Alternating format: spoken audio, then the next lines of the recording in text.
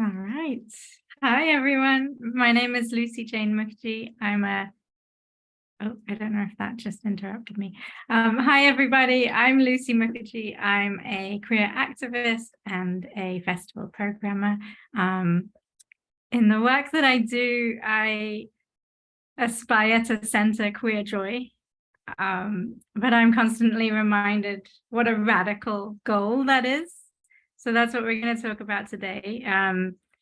In truth, I think during the programming process, I spend a lot of my day having to explain to straight cis colleagues why a film shouldn't be shown because it's violent and inappropriate for our community.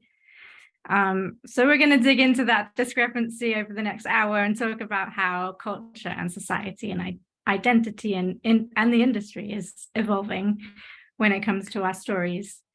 And I'd like to introduce some filmmakers who are changing things. Welcome, Hena, Sarah, Nihit, and Ibrahim. Thanks for submitting your films to Tasveer for the 2022 lineup. I think that discovering your work in the submissions was such a joy, and I'm so glad to have you all in conversation with one another. I think we can start. For those who haven't discovered your films yet on Tasveer TV,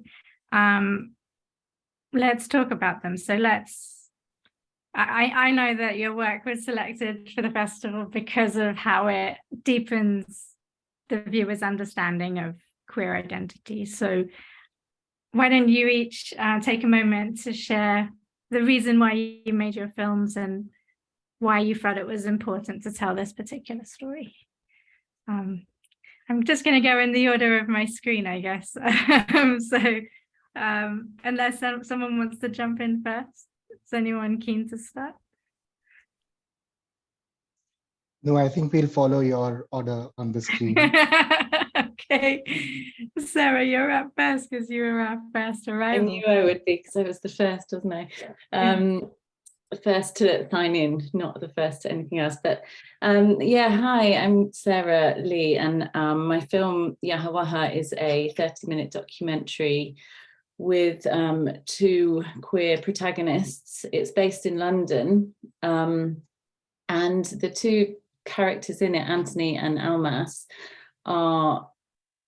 they very much use their South Asian heritage to celebrate kind of who they are and that aspect of them. And I think when I started out making this film, it wasn't intended as a queer film, and I think that that's quite an important point to make, because it's something that is quite. I'm interested to talk about that in this discussion, actually, but I think it's another layer of identity that, as humans, we have so many layers of identity, and it's about sort of not having that form of your identity at the forefront all the time just because that's who you are. I think the film in and of itself, the core of it is about generational, I want to say, like, in a way, trauma, but heritage. There's so many kind of layers in it, and it is about this diaspora of being like a South Asian or Indian, belonging to that community, and yet being, in this particular case, and in my particular case as well, it's being British. So you very much have this confusion of identity quite a lot of the time, and how your parents have grown up is very, very different to how you grow up. And that is based in Indian identity. It's based in referring in a way to the topic of this, about kind of the colonization of India and coming back, returning to Britain, and the history involved in that. And that is actually where the film started. It started at a point where my dad, who was Indian, came over to London, and I started looking in the 60s what was kind of happening then, and how radio started local radio started being programmed for South Asians, very much in like part with the community. And through that, I then found Almas, who's a DJ on the BBC Asia network. And then beyond that, I found Anthony, who I really wanted to kind of visualize this idea of radio storytelling. And then the film just changed very much into this sort of beautiful story of the community of, you know, that exists in London and that exists beyond it. So yeah, I could go on, but I'll hand over. Thanks, Sarah. Ibrahim, over to you. Can you share why you made your film and why it was important to you to tell this story? Yeah, hello everyone. My name is Ibrahim and I'm the director of Dear Dad. So actually it's an interesting story that when I started writing this film, it was supposed to be a feature and it was not supposed to be a confrontation between a son and a father. It was mostly about a son who makes his dying father remarry someone that one of his old loves. And he is this connection that he was not so has been like away from him so long ago, and now he's there to fix that between him. But when I shifted it into a short, it was about, okay, so this is a lot to talk about in a short. And I think before making his father marry someone again and giving him a new life at this age, I need to fix what is wrong between the father and the son first. And there are two possibilities. One is that I show that, oh, how tragic of a life he has, which is kind of like the idea that with most South Asian queer stories, you would say that, oh, they're closeted. If they're living in South Asia, they would probably will not have a life that you can imagine kind of in the West. But then the idea was that how you can normalize it, how you can make it more of a coming of age story and give it an ending that it's not a problem in the end. It's more about a conversation that rarely happens. So it's like a fantasy that, okay, for instance, like coming out is a huge thing in the West, but how would you portray that in South Asia? Because it's like a totally different family dynamics, because you have to think about, oh, I have parents, I have my relatives, I have all of these people connected to me, and each and every move that I do, they have their eyes on me. So they are part of not just my life, but also my identity, because they have been so ingrained throughout my whole life. So yeah, I wanted to give it kind of an ending where it's not a big thing to be queer in this world right now, especially if you're from South Asia. And then the kind of character I also created was something that would not be accepted by how he appears to be to the world, by giving him more of this tattoo and piercing kind of a look, to make it an idea that, okay, for instance, if there's a girl with short hair, probably a lot of stares would be at her, that why does she have short hair? Or if there's a guy who is holding another guy's hand, that is totally fine in Pakistan, by the way. I've seen men holding hands together and walking in the streets, but that is acceptable. But if a girl has short hair, that is not acceptable. So then I wanted to choose something that is more obvious, because then, of course, religion comes into it as well, and tattoos, piercings are certain things which are kind of not accepted.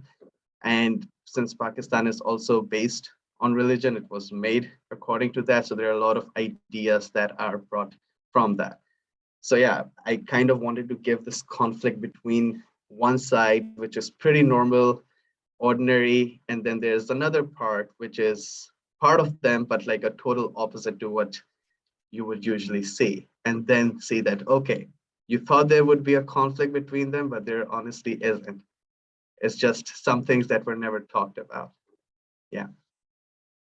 Love that. Thank you. Nihit, with your film, The Way We Are, can you tell us why you felt the need that you had to make that film? Why was it important to you to tell that story? Sure. So I've been a writer for a very long time. It's about half a decade, 5, 6 years, and I've written a lot of films here. And I've mostly written about straight characters. So when I ventured out to make my first short film, I knew that I had to talk about a topic that really affects my own life in a particular way, and that deals with how I look at the world in a certain way. So I was pretty clear about having to tell a queer story. It almost was ingrained when I thought about making my first short film. And the more I thought about it, the more it felt like the topic of coming out has been sort of done in the good ways, the bad ways, the possible ways in Bollywood films, in mainstream films, and in indie films. What I got more interested about was the periphery around a gay person, the people they interact with in India, in a conservative society like India, and what sort of how does their life change when a person who they are close to comes out of the closet. And I wanted to sort of involve women into the conversation of gay men, because especially in a place like India, a lot of women get sort of pulled into this marriage where their husbands have not been able to come out. It's because of societal pressure, or it's because of just that's how things are done here. And I needed to put the spotlight on the women also, who have just been dragged along in this sort of a regressive system and have no voice to come out of it, step out of it without antagonizing the husbands themselves. So that's why I wanted to just write a film about people coming out to themselves, to each other, owning up to their own truths. And I've always felt like you have to own up to yourself and sort of come out to yourself far more than you need to do it to others. So the structure started taking shape that way. They became monologues where they were trying to say things that they need to say to themselves first and then to say to their partners. And yeah, that's how it came about, because of my need to say things to myself, and for my need for people to accept things to themselves first without stepping out into the world and then doing it to others. That makes sense, and you do it so sensitively. It's a beautiful film. Thank you. Hannah, what about The Return? What would you like to share about why you made the film? Sure. I made the film because I had to, really. The film is about me processing my grief, or my the the relationship I had with my dad after he passed away. And I was actually in film school when he passed away, and I took some time off. And when I came back, basically, if I didn't make a film, I would have had to add like another year of school, and I didn't want to do that. And I'm glad I didn't, considering what soon happened with COVID and everything. So the film was a reaction from me, basically, and as a filmmaker, I just didn't know what else to do except to make a film about what I was going through at the time. So that's where the film came from. It's been programmed in all sorts of ways, which I think is really neat. Here, for example, it's in this program of there's been a queer film. I think queerness is one layer to it. I think in general, my films tend to have a number of things that are going on, and I think in The Return, queerness is kind of like the subtext, or in the a background, in terms of what were the issues I had with my dad, like why did we fight so much, and I think perhaps me being queer was like one part of that. When he was around, I hadn't told him, and so I think and this is going to sound very cliche, but it is true, there was a lot of pressure for me to get married. And so I wish I wasn't able to tell him, like, you know, why I wasn't interested in that. And so I think these were kind of like unsaid things between me and him. And I'm sure there was a lot that he wasn't saying to me either, in terms of like how he thought I should go about doing things. But yeah, so I don't see it as me coming out on camera at all, because I actually don't believe in that term at all, because it's like, who am I, or who are we coming out to? Like, where are we coming out from? Like, straight people don't have to do that. So if someone's queer, why is it thought of in that way? It's just kind of me just kind of stating like, okay, this is what is up with me. And it was a very highly charged a moment that I had on camera. So I don't know if any of that really makes sense, but that's a bit about the film. It definitely does. Thank you for sharing. I wonder if you could all think about your experience exploring queer identity in your work, and if you're comfortable, share a little bit about what the reception has been from friends, from family, from strangers in the audience, in Q&As. And how has that encouraged you or not to continue to explore queer identity in your work? Anyone jump in? I don't want to be forcing people to speak. I mean, I can say a bit about the reaction to screenings, and I love being at screenings of the film. I don't always sit through the film itself. I just really enjoy the film having this life after you finish it, and how people react to it is extraordinary. And I imagine everybody in this room has the same feeling about that. And I think I've been very lucky in, and it's actually more important almost often. Most of the Q&As that I've done aren't just me. They're either me and Anthony, or me and Almas and Anthony. Because they are, for me, my role as the film director is to kind of trust their story, and just simply allow them to be very open with me about how they want themselves to be seen.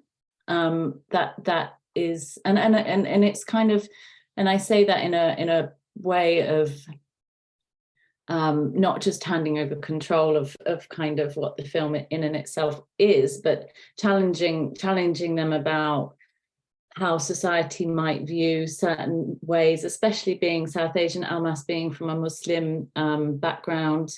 And I think in that film in itself, it's her mum who had to sort of pass through a lot of the challenges that we then see Anthony passing through.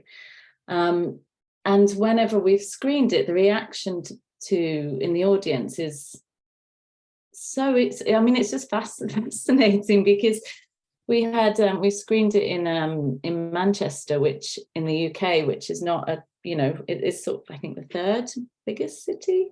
Sorry, Manchester, I was born there, but I think, it's one of the major cities, but it's not London.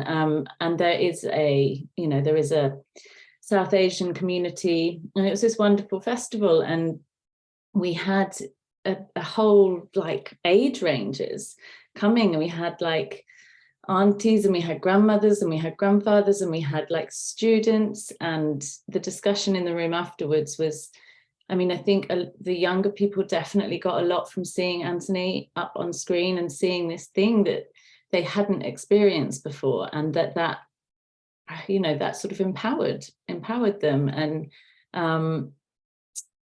And I think, but I must say that that's not the only kind of people that we want to see the film. We want people who aren't from the queer community, who aren't from the South Asian community, because I think it's important that this isn't a story that is just a queer South Asian story. It's a story about humanity. So it's kind of seeing behind this label which exists. And when you live behind that label, you understand it.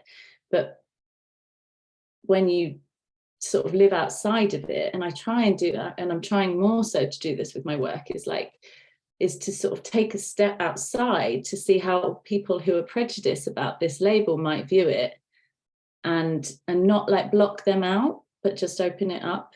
And so I would love this kind of to be seen by people who are totally not familiar with this kind of sense. And I think Hena touched on it earlier, this thing of it being one part of, you know, a layer of an identity, and it shouldn't need to be talked about. And Ibrahim as well, sort of mentioning about that, it being joyous and it not always being a struggle. And I think talking to Anthony and Almas the whole way, that was the film we wanted to make. There's something that wasn't like drawing out the trauma. It was like actually saying this is the reality, and it's not one thing or another, but it doesn't always have to be this sort of trauma around it, or like, you know, pushing for that trauma. It's that can go unsaid, because everybody, you know, stems from some sort of trauma or another. Very Yeah, true. I will say that, okay, so in terms of me, this was my third queer film that I made.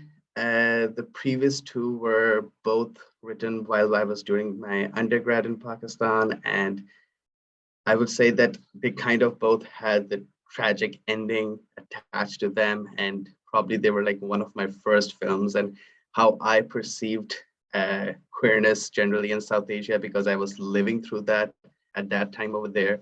So it was almost like, okay, it's a big thing, it's an issue, and you have to deal with it somehow. It is the main conflict of your identity in the whole film. But then with this one, I was in Berlin when I started writing this, and it kind of also changed my perspective about things, in terms of that I knew a lot of Pakistani community over there who were queer, and they're living their lives. And I had this dialogue with them about, some of them were open to their families back home, some were not open.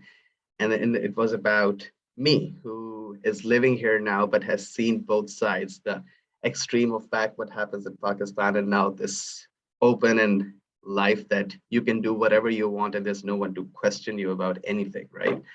But then the question comes that what happens when you have to go back again to that same place, to those same people, and you have to live among them and deal with the same conversations over and over and over again. And you can't really change everyone's perspective, but then it comes down to whose perspective do you really want to change, and why does it matter to you?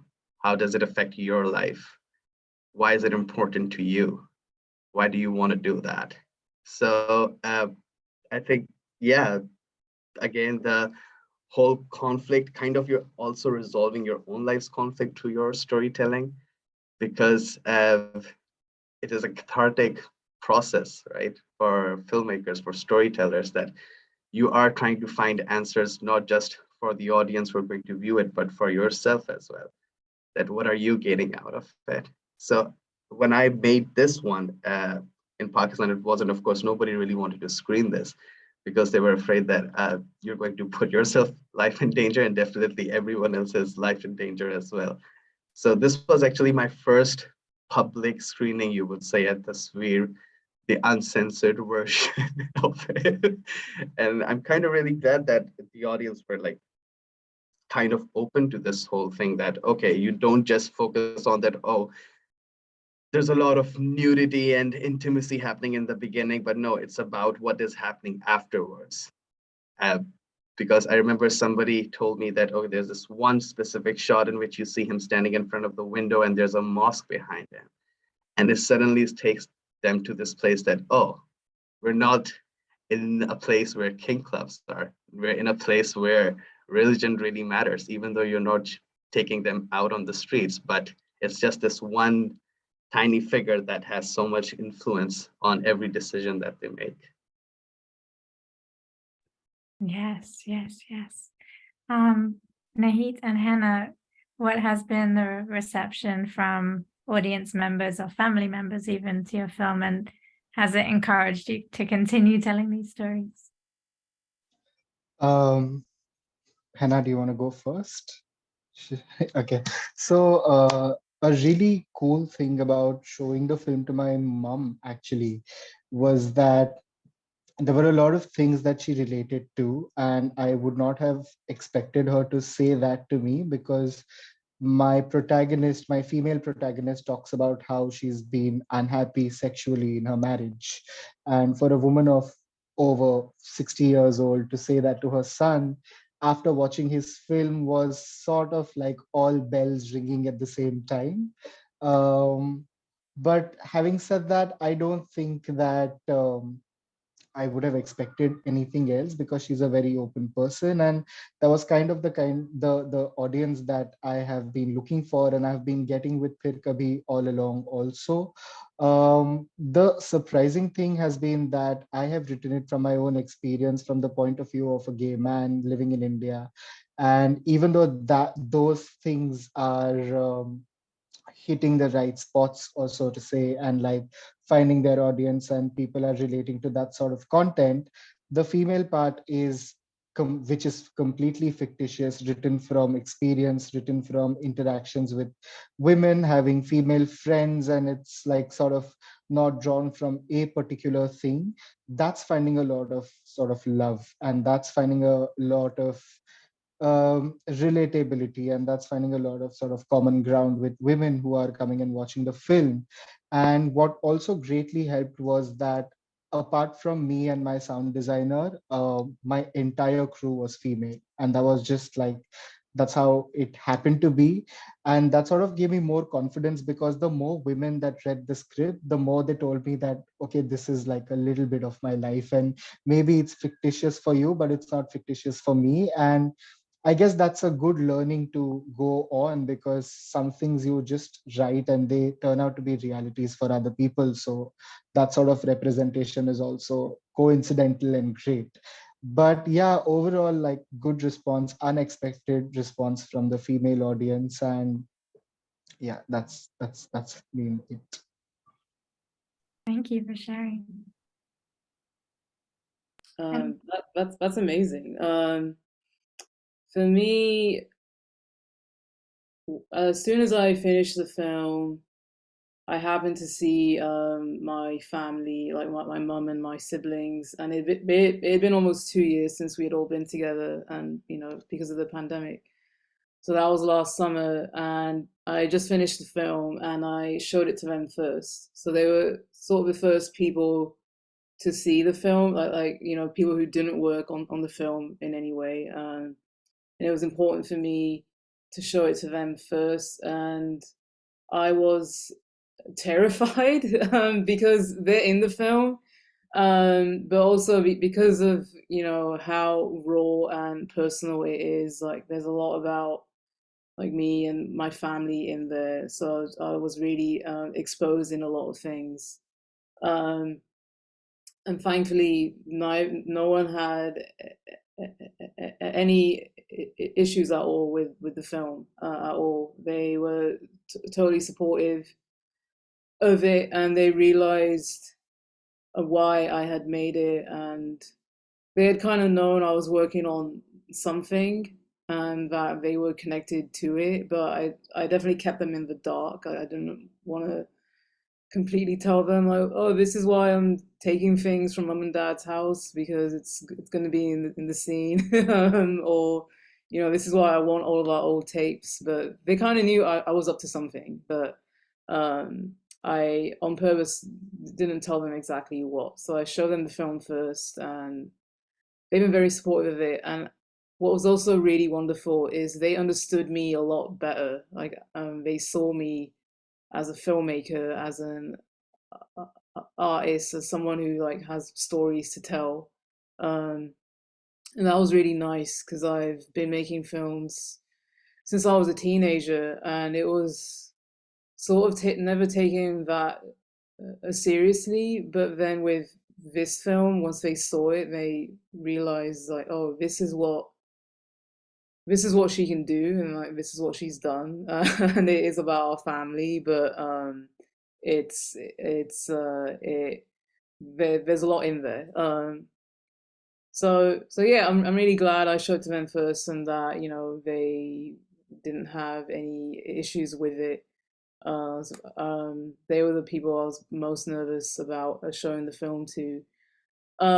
In terms of film festivals and audiences, it's been really nice when I have been able to go to the screenings, and I think people are kind of stunned when they see the film. And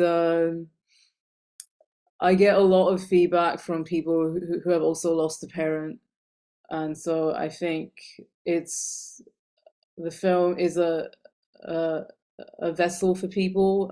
I think it expresses things that people do find hard to express when it comes to losing um, uh, uh, uh, uh, a family member or someone like a parent, especially when things were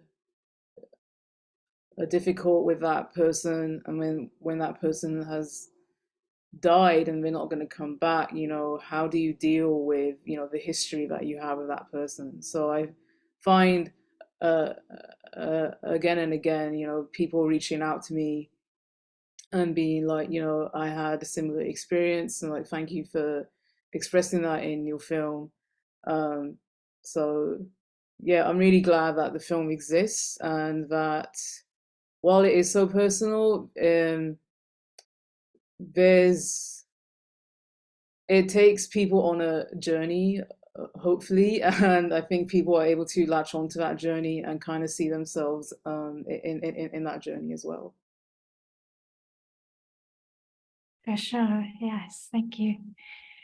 So I want to know for each of you, what elements of the queer experience are you craving to see on screen? Like what parts of our community or our stories do you feel are underexplored in cinema?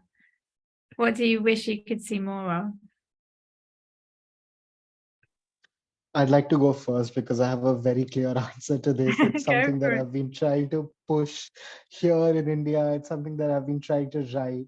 I actually feel like there's like a couple of ways to normalize queer identities and queer existence in the mainstream. And one is that you tell people what life is like when you have to come out to somebody, when that's like an added hurdle and an added sort of step in your just normal existence. And like like that's one angle of it, that's one side of it. All kinds of films have done that beautifully till now. We are evolving, it's a process, and we are getting to see more and more serious films, for the lack of a better sort of terminology, about what it's like to come out and what it's like to be rejected or accepted as a queer person. But what I would really, really like to do is just have queer protagonists and queer people in films that have nothing to do with queer identities, because I mean, that's the goal, right? Like, I would love to see a horror film where a couple is in a haunted house and they just happen to be gay, or like an Indiana Jones version of a gay man. And like, because that's sort of the pinnacle of normalizing things, and you just don't have to talk about it anymore. And that's the dream state of things to be. So I have a very clear answer. And that's where I would like for the queer movement to sort of grow, where we actually don't need to keep harping on the points that are actually, I mean, I don't think we need to keep saying that we are like you, we are like you. We can just like move on after a certain point and then make films about us, about queer people, that have nothing to do with the whole trauma of coming out. Right. Yeah, I definitely am over the Yeah. humanizing the queer experience stories. Yeah. But I'm ready for the gay Indiana Jones. That sounds great. Yeah, exactly. Anyone else want to jump in? Yeah, I mean, I think for me, it's kind of like, so since I've grown up in like a Muslim household and grown up under religion and always heard the fact that how haram it is and the stories that are always connected to religion, whenever you talk about homosexuality, they would just take out different verses and then would start preaching you about that this is what happened in the past with people like you and this is what's going to happen to you and everything like that. So for me, I think it's more about like I always think about how to always somehow bring acceptance to a religious perspective as well, because eventually all religions do talk about acceptance and equality and humanity. So I mean, then this should be a part of that. It shouldn't be kept separated for, because you can't be so selective with acceptance that I can accept this and I cannot accept that. If you're talking on a bigger like space, then yes, you have to accept all of it. Whether you like it or not, that's a different story, but it exists, right? So I don't know, like I've always thought like maybe showing a queer Islamic scholar, because they do exist. It's not like they don't exist, or like generally just finding like currently I've been thinking of working on this kind of a documentary in which I want to show people who are religious, who pray, but they are queer, and how do they have come to in peace with this idea that yes, for them their religious is okay with their identity, and finding these verses within the holy books, not just in Quran but in Bible and all the other books, that there are, I'm sure if there are spaces where you can pinpoint that, oh, it is haram, then I'm sure there are a lot of spaces you can find that, okay, it is fine as well. It's okay. So yeah. Can I ask Ibrahim a question on that? Like, Yeah, I of think course. it's fascinating. This like, and it's so yeah, so much in what you're saying, and I want to ask a bit more about that idea of the showing this because of course queer Muslim scholars exist, and queer surfers, women exist, and like it's just humans, and through making the film about that, are you in some way, how would you do it that it's not then a queer, that it's sort of saying what we're saying, which is about making, an queer Indiana Jones. So it's not about them being queer, it's about their academia in a way. Yeah, because I think when you think about queer lives, there are certain specific things that come into your mind from an ordinary person's perspective. And most of those ideas are just generally negative. And I don't think that is the only thing that you do in your life, because usually whenever people would think about queerness, the first initial thought would be that, oh, it is something to do with sex. And it is the way about how they live their life, which is not what everyone else lives their life like. And also like back home, if I think about it, is mostly affiliated with, how would you say, older men having intimate relationships with younger boys and those kind of ideas. And that's how they usually perceive queerness. So in order to change that, you have to show that, okay, no, this is not how the only way that people live their life, but there are other possible ways. You have an ordinary life, you do your things, you pray, you go, you buy your groceries, you do your laundry, and you do all the ordinary things, but this is also a part of you, right? This is just one aspect of your life, not something that defines you as a whole. So when you would be like pitch, I mean, I really want to see you make this film. When you would be pitching it, would you say, that these are, would it be kind of in the footnotes that that's a part of who they are, or would that be like a headline? Because I think that's this question, like common thing of like, why do we have to say queer at the front? Is it like a tokenistic thing? Is it a zeitgeist thing of the moment? And you know, we want to kind of get beyond that point. And so to get beyond that point, it feels like it's a process, and the film would be important. And I'm just, yeah, would it be like a headline or would it be like a footnote, I suppose? No, I don't think it should be a headline. It's just the fact that you need to show that you can't just show a certain type of queer people, and then you cannot really label it with that, oh, this is a story about a queer person, and then you kind of show everything that happens afterwards according to that one specific headline. But you have to make it a part of something larger than life. Like Nihit said that, okay, and it queer Indiana Jones character, right? He has his own mission. He has to save the world or whatever, but this is also part of it. But then it comes to that, how are you going to show that part as well?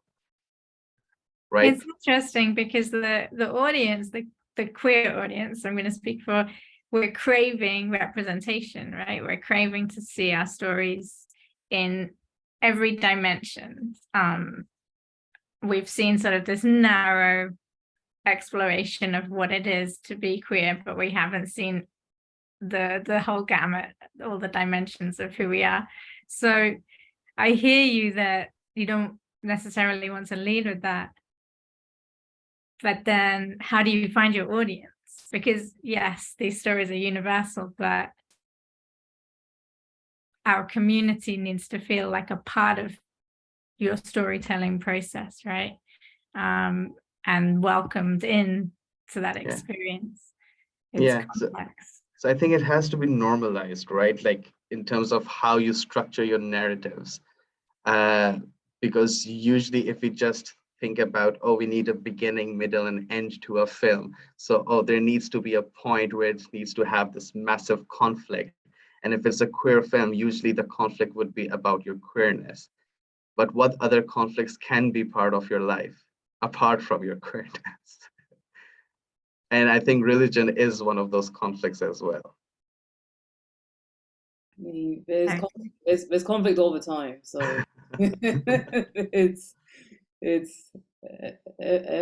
everywhere. I mean, I would watch that. I'm a queer Muslim, and I don't know how. I still don't know in my mid-30s. Like, okay, do queerness and Islam work together or not? And I don't know if I will ever know the answer to that question.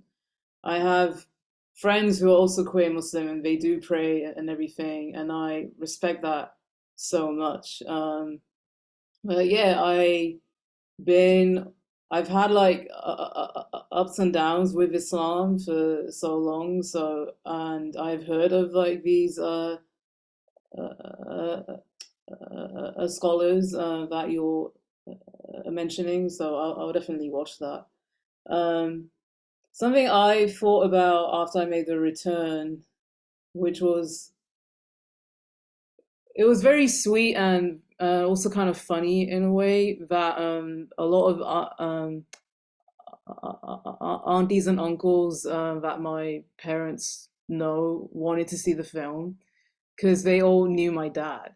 And so they're like, oh, we've heard about this film and it's about you and your dad. We would love to see it. And I think some of them got a link somewhere, somehow, and they have seen it. I don't know how exactly, but like the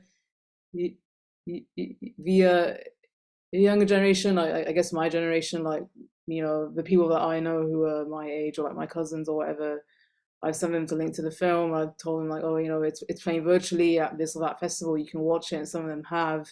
But I have said like, don't show it to your parents because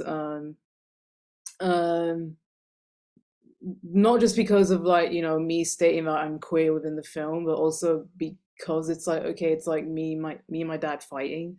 But it made me realize like, oh, you know, I would want aunties and uncles to be watching films that are actually queer, like for them to be more exposed to this on screen.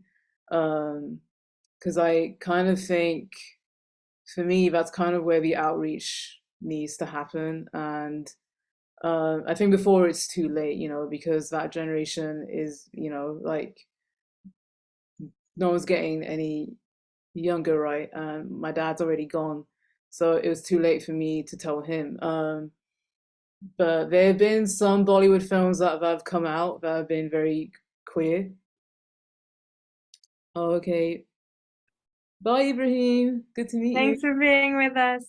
Bye-bye, everyone. Thank you so much. Bye. I hope Have to a see good you all time. soon. Bye-bye. Yeah, totally. Yeah. I was gonna say real quick, there have been some queer films from India that have come out that have been very mainstream, and I tried to get my mom to watch one of them, and she was like, no. I think she was watching it with my brother, and then she told him to turn it off, and then she's like, I watched it later on my own. Like, I don't know what that means. Like, what, like, is it like, is there shame around you, like, in just the, um, watching the film? But yeah, so I think I would like to see more of that happen somehow. Yeah, we have to figure that out, crack that code. How do we get the elders to the cinema, or at least to watch these films in Yeah. the privacy of their own homes? I'm wondering if there are characters or queer films or queer characters on TV or anywhere that have given you hope as a viewer or even inspiration as a storyteller yourselves.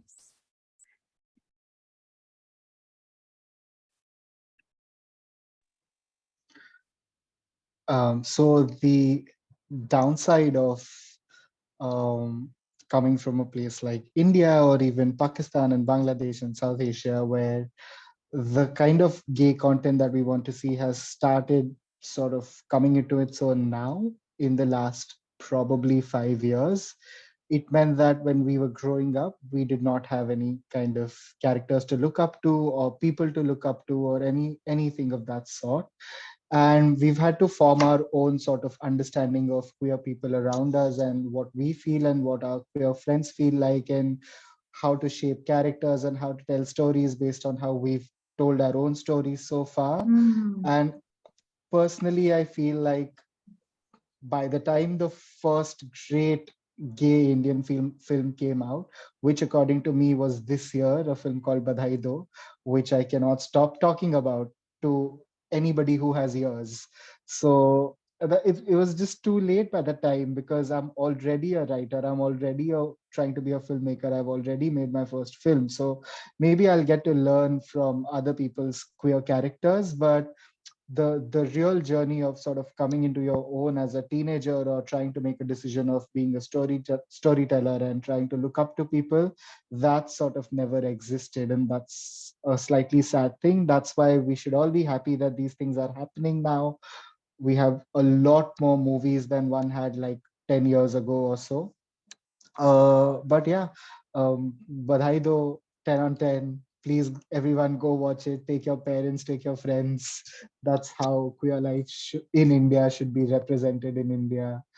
And yeah, that's it. The lamest, I'm sorry to say lamest, but that's like such a popular opinion now that it's not even like, but like the best representation of a queer relationship online on a TV show for me has been Schitt's Creek. I just can't go beyond that. So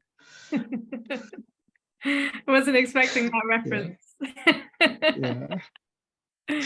I was gonna mention that film too. That was actually the film I was trying to get my mum to watch. So that's the one she watched on her own for whatever reason. But that was such a good film. I really loved how they showed queer desire so well.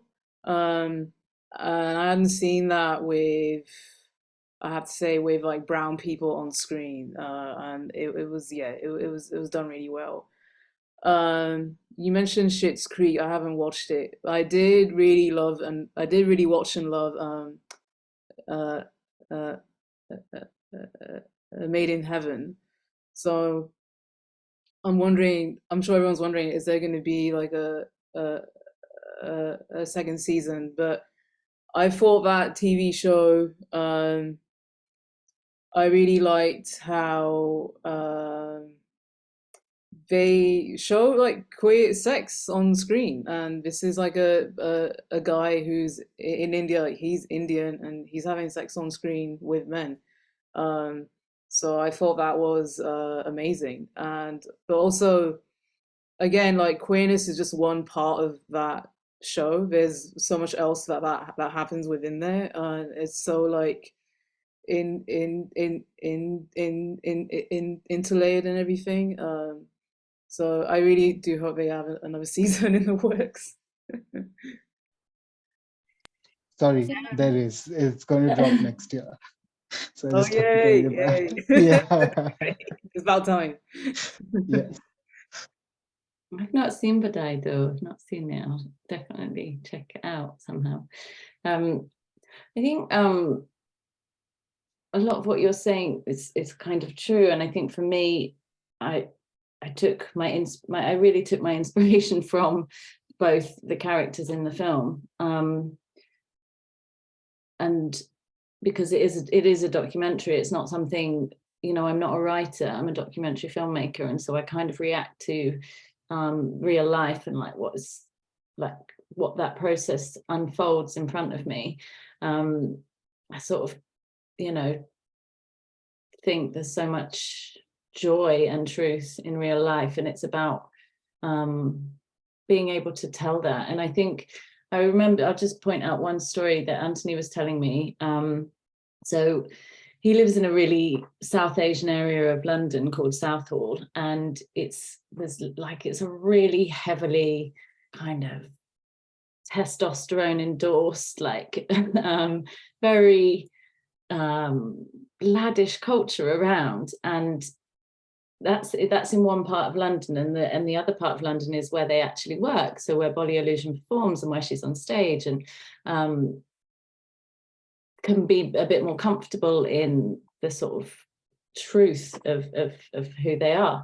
And so when we did the scene, the sort of the end scene of them walking down the high street in, you know, in a sari, that was in reaction to them saying when they were a kid and they used to walk down that high street, Bolly was saying, or Anthony was saying, that he saw one man once who was trans, or and was felt very uncomfortable about it, and didn't, and how everybody was sort of abusing them on the street, and that memory has stayed with him, like, and always will stay with him. And I think he really wanted to change the narrative on that.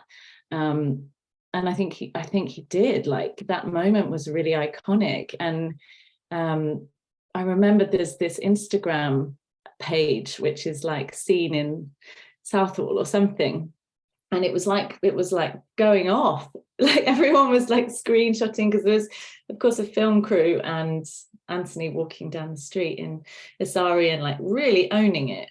And I really just took inspiration from that and from their journey. And then with Almas as well, it's like, that really isn't the only part of who she is. She just, you know, she's this beautifully articulate, very thoughtful, wise being who connects so many dots in life. And, you know, I didn't want to talk about that identity in her life, because that's not how she sort of wanted to talk about who she is. So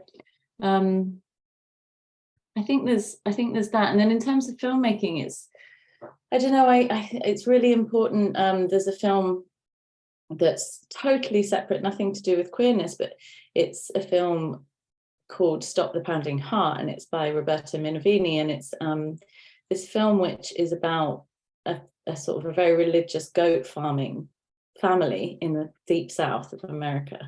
And you watch it, and I mean, I immediately go in with lots of prejudices against this idea. You know, they're very kind of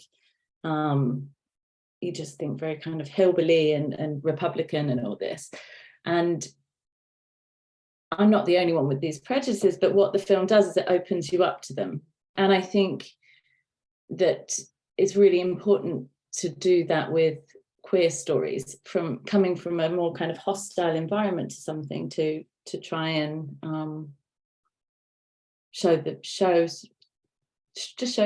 people as human and relatable, and so I don't know if that's the right answer to say, about like queer stories, or definitely 100% like there's trailblazers. I look at musicians a lot as well, like so many who are just very open about who they are and like brazen about it, and that's really inspiring. And yeah, so there's a lot from not just film, I would say, from my part.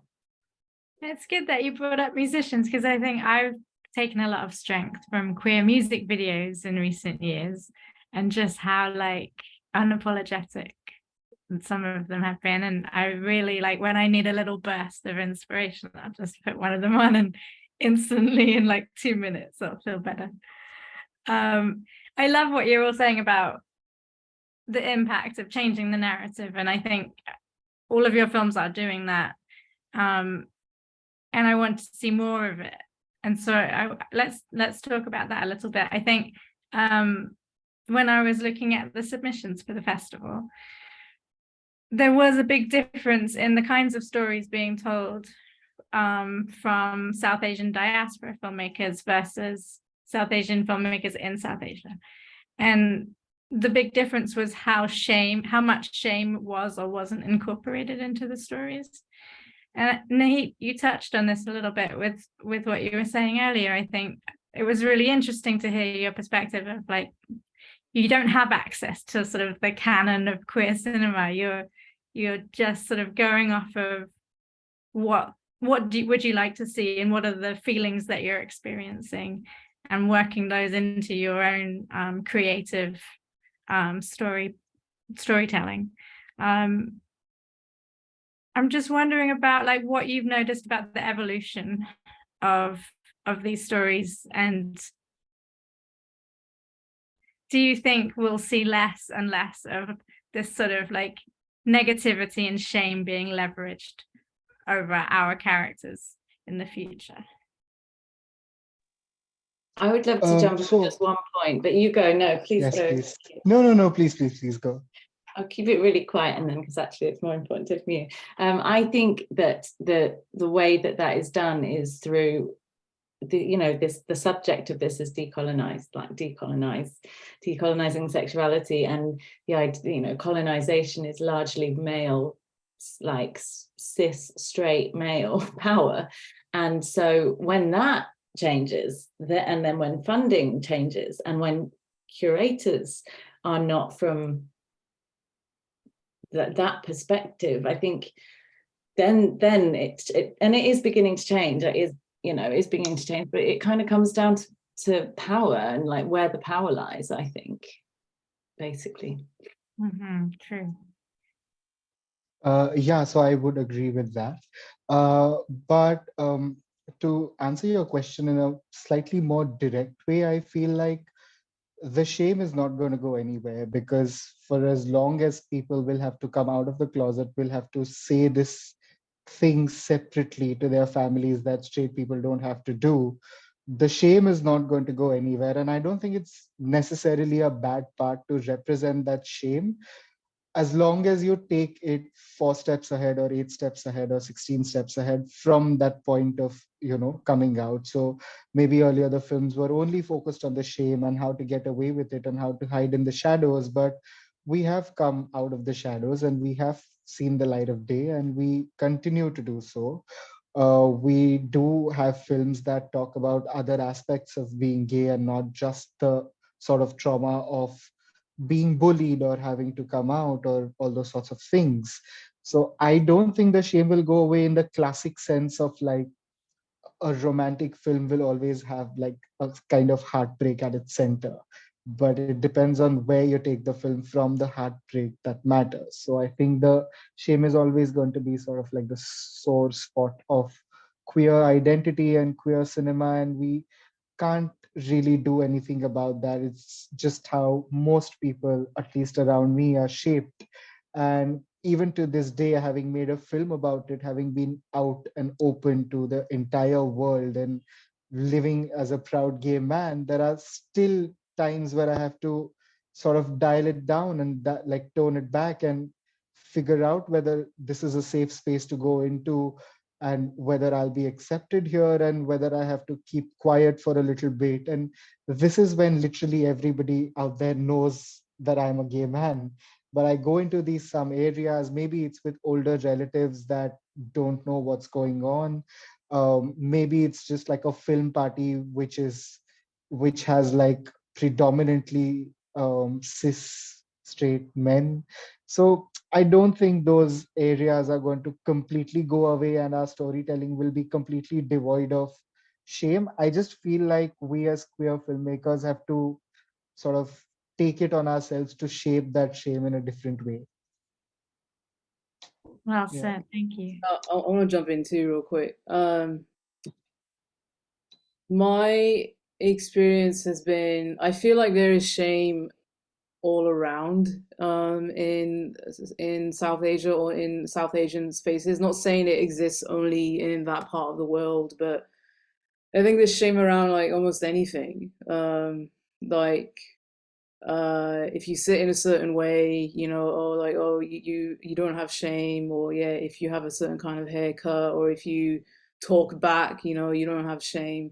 So I think it's just like it's frustrating and it's very annoying to me, but it's just like it's in everything. So I don't think it's just about like if someone is queer and like and they express that. I think it's like you could be a cis man and like um you can have a wife, and like if you have like you have kids and they're all girls, right? I mean, there's like then that man is going to face shame, you're right, from his community, his society. There's a film that just came out about that called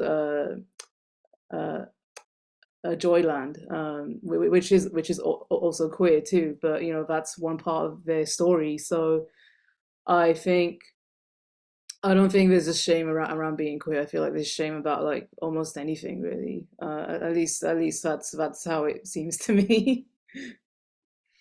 Yeah, that's a good point. And I think to what you were saying, Sarah, there is this sort of movement towards the realization that queer storytellers should be telling queer stories.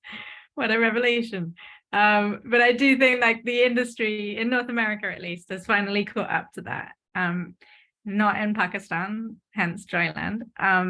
But I'm wondering, what do you think it will take for the rest of the world to kind of catch up to this notion of authenticity?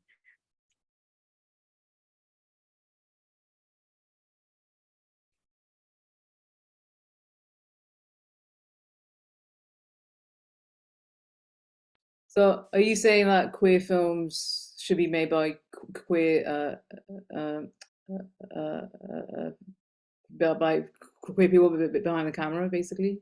Yeah, I think like on the funding side, at least right now in the US and Canada, there is this realization that if you are working for a funding body and someone presents a project that is centered on a queer character, then there's an understanding now that that needs to be written and directed by a queer storyteller. And that interrogation hasn't happened in previous years. And so that's why we've obviously gotten a lot of stories where there is this sort of inauthentic portrayal of our experiences and stories that don't quite ring true. And now suddenly there's this sort of catch up where the sort of industry as a whole is realizing, okay, we need to take responsibility for who we're giving the money to tell these stories. Yeah. And it's been a long time coming. I'm happy that it's finally being talked about. But it's certainly, very much like it seems very North American centric right now. I don't know, Sarah, if you're hearing about this in the UK in the industry or Nihit in India. I'm interested in what it's going to take for this sort of notion to spread across the globe? Yeah, I mean, certainly in the UK, it feels like the same as what you're saying. I hope what that doesn't do is mean that in order to tell a straight story, a queer person can't do that. I think it shouldn't go that way.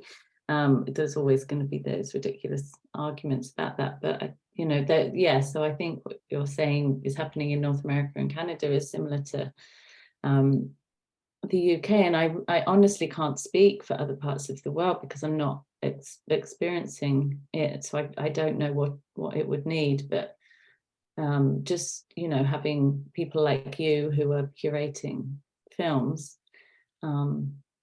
makes a huge difference. So we need more of you all over the world. Nihit, what are you thinking about this? So in terms of volume, I feel like the urgency to tell queer stories has not reached India yet. There's still like this one-off film that will just do wonders, and then you won't have anything for the next 10 months, 11 months. So just going by the sheer volume of queer films coming out, I think America and England might be way ahead of us in those terms. Which is to say that's why I think the decision making, and although the trickle down hasn't happened basically, so there aren't as many people going to funding bodies or going to producers with queer films, and then out of the people that are going there, the scripts themselves are in landing first. So the decision to get a queer director to tell, or a queer writer to tell queer stories, I feel is very, very nuanced right now for the Indian, sort of where the Indian film industry is at right now. Having said that, I would also want to say that I think it's purely based on intention, because like I just said, the best queer film I have seen ever, Badhai Do, is made by a straight director and a couple of straight writers. And they have gotten everything so correct that if I went to make a film on that same subject, I would not have been able to incorporate as much nuance and as many little details as they have done. So I don't really know, maybe it's just like an India thing. Make Made in Heaven that Hena just sort of brought up is predominantly made by straight people, and like, so all the good examples of queer content in India, fortunately or unfortunately or coincidentally, happen to be made by straight people. I don't know what that says about the industry, or I don't know what that says about intention, but yeah, the ideal scenario would be that queer people get to tell queer stories in India and are getting the funding that they want, and are getting the freedom that they want, and are protected from censorship. Like, censorship is such a big issue in India. They're coming after our OTT platforms. They want to censor Netflix, they want to censor Prime Video, and you just don't know whether we are going to be able to tell queer stories. So I feel like if it comes down to a straight person with kind, good, decent intentions, equipped with the right amount of research, with the right amount of involvement of people from the community, and if they are going to get the sort of funding, then I would rather get that film out, which starts a conversation, than have no film at all, because there isn't a gay director that they would trust to make that film. So that's where I stand. That's such a good point. I'm glad you shared that. Thank you. I'm wondering if the three of you have ideas for films that you want to tackle in the future. You're welcome to share like a log line or just a general concept or theme. But I want to know, like, what are the stories centering radical queerness that you would like to tell at some point in your careers?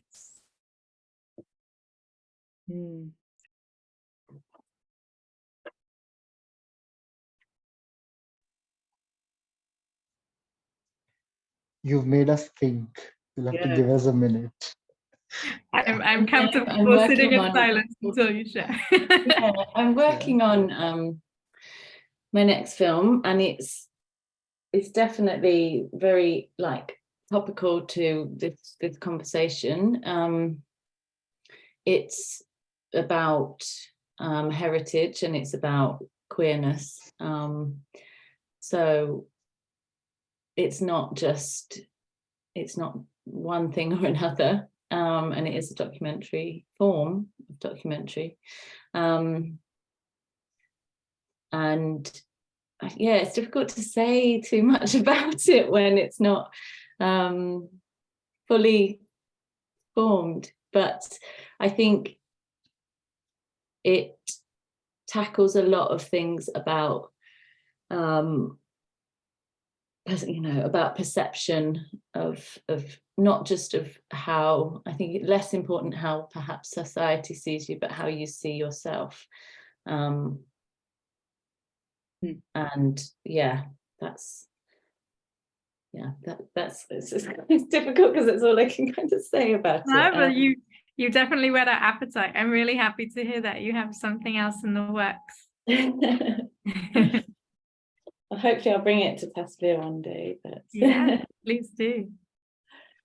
I just want to So- say I do agree with this thing about, I do think it's more about the intention behind something.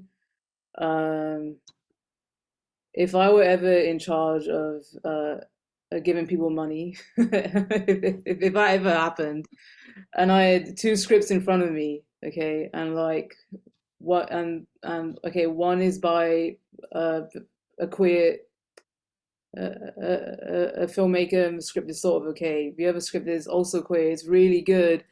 That filmmaker is straight. It's like, do I want to just support the story that's kind of subpar, but there's a queer person behind it, or the story that is just like phenomenal and amazing, does all the things we're looking for, it happens to be made by a straight person? I would say I would probably be supporting that film, because I do think it is really about intention. And that, yeah, I mean, these examples we've raised that have come out from India recently, made by people who are straight as uh, and but those works were done so well. In terms of radical queerness on screen, I think for me, like, what would be radical is, yeah, as we've been kind of saying, if like having a film or a character where the queerness is just kind of one part of it. I think that in itself is fairly uh, uh, um, radical already, where that's not the complete story. It's just like one part of his character, or like one part of his story. I think I started out making, I had like 3, 4 short fiction films in a row that when I moved to LA, I felt like, okay, I just want to tell everyone I'm queer, and I'm going to make like films that are like super queer. So I was trying to like uncensor myself as much as possible. And then when I made The Return, I just had a creative reset completely, and realized like, okay, I want to go like much deeper. And so now I think with The Return, and since then, I think I'm more interested in like, okay, there's a main character who is queer, because my characters are like almost always based off of me, of course. But what's like the other stuff that is um, also that's going on in her life, and is her being queer a part of that, or is it something that is kind of there that's already been established, from the before. So I think that's kind of a journey I'm now on. radical queerness, I can just think I don't know what this film is going to be ever, but I can't help but think that there should be like a grand sweeping romance, like an old Shah Rukh Khan film, because like that's the film that I've grown up on. That's the film that most of my generation has grown up on, and I need like 17 songs in it, and I need like maybe like a cross-border India-Pakistan romance, and they just happen to be gay. Yeah, I mean that's the dream. I want to make this right now. Yeah. Yes, please. Yeah. Before we wrap, I know that you've had the opportunity, some of you, to see each other's work. So I wondered if you wanted to talk to each other, or if there was anything else you wanted to share before we say goodbye. Sure, I'd like to go first because I did get a chance to watch all of the films that were shared on the mail thread, and I have to say that I was so sort of shocked by Hena's structure, and it was such a cool hybrid, and I didn't know where it was going, and then it suddenly sort of flipped on its own head, and I really I'm a sucker for like cool things when they just hit me smack in the face, and that was one of those kind of things, and I really appreciate it. And having lost a parent recently, I also like sort of could relate to that side of her wanting to say that story at that particular time, and I never got to come out to the parent that I lost, and never sort of got to get that sort of acceptance from them. So a lot of things going on at the same time simultaneously, but I would just like structurally the thing just like hit me in my face, and I really liked it. And with Sarah's film, I think her protagonist is, I want to work with them in a fiction film. I want to work with them like in every manner of the word possible, because I've been a person who's like not been super confident in my formative years, and it was so cool to see like a protagonist that was so authentically themselves, and that's just something I've not had in my life, so I really liked it for that. Yeah, I think with Lovely. Henna's film as well, it was the structure, and I actually would love to know whether the film you were making, like the fiction, the film you were shooting, whether that is a film in and of itself. No, it's not. So it was always okay. It worked. Yeah, it was exactly like Nihit is saying. It was a very cool like form. Oh, thank you. Yeah, thank you. Yeah. And then Nihit, I agree. So in a similar way, you think you're watching one thing and then it turns into something else, and that opened it up so much. It made it incredibly, like, for me as a woman, I think it made it very accessible. And the ending is very heartbreaking. But very subtle. Well, let's open. We can think positively about what happens next after the end credits. Hena, is it true that the girl in your film has played you before? Yeah. So we've made 3 films together, and I had made 2 short fiction films. I had a character, a much more fictional version of myself, and she played those people. It was actually the same character in like those 2 short films back to back. Then with The Return, so after he passed, I actually wrote a script. That was like the first thing I did. Like it was a month after he died, and I knew how to write a script. So I wrote a script, and I wrote it in that structure of like using archival footage, using memories like to go back to, and like having me on screen. And I knew I could ask that actor to be like, okay, I want you to play me in the film. And so that's why I was able to write it in that way, because we had that history already of working together. and she had been playing a very like much more made up version of me, and then in the return it's like okay, this is me, like this is my name, like the character's name is my name and everything. So yeah, it was our third film together, and I think it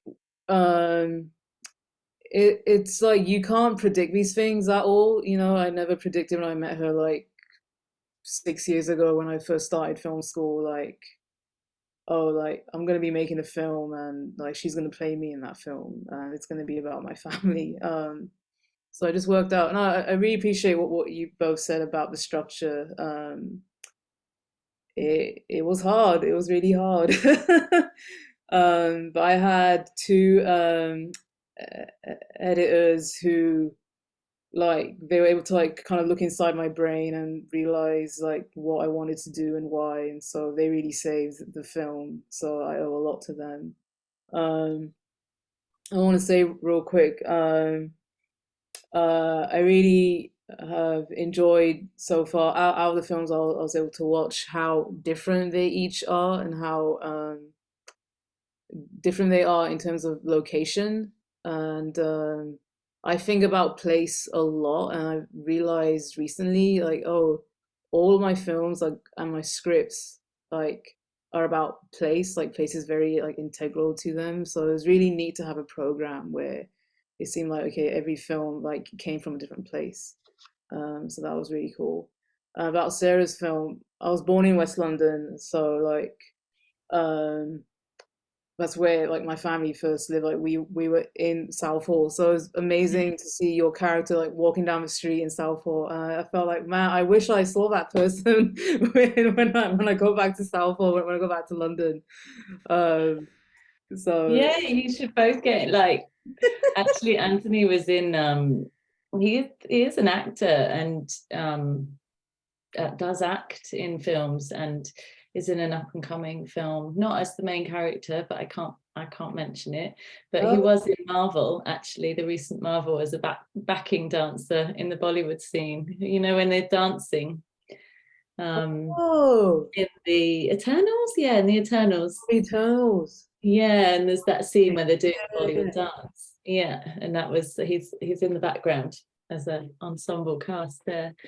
So yeah, he's definitely is an amazing performer. And if ever you're in London, you should come and see them perform. Like, it's such a fun, spectacular show. It's really good. And love yeah. to. I'm so happy that we get to do this, and I wanted to encourage you, everyone watching, and you three as well, that there are more LGBTQ films accessible through Tasveer TV right now, streaming until November 20th. So if you go on the Tasveer website, there's like a box that says LGBTQIA Spotlight, and you can see all 10 titles there. This was a new experience for me. I think I've curated for queer festivals before, and I've curated for mainstream festivals, but I've never curated specifically South Asian queer films. And so being able to like dive into that was really fun. And I've loved this conversation. So thank you so much for everything that you shared. I've really enjoyed it. Thank you so much for having us and screening the films. Absolutely. All right. Take care. See you again with your next films. Bye.